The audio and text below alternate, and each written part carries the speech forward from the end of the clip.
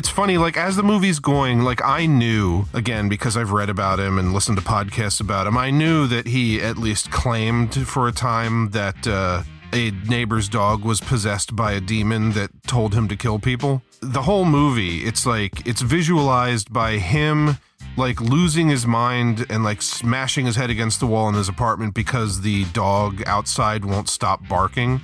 And he's just like, shut that dog up, shut that dog up. And I liked that as an interpretation of he claims that the dog talks to him. So while it was funny, I'll admit that I was a little disappointed that at one point the dog does actually talks. speak. Yeah, I was so a little weird. disappointed by that because I liked that interpretation of like, we're not going to go full talking dog with animated lips, but then they do. Yep.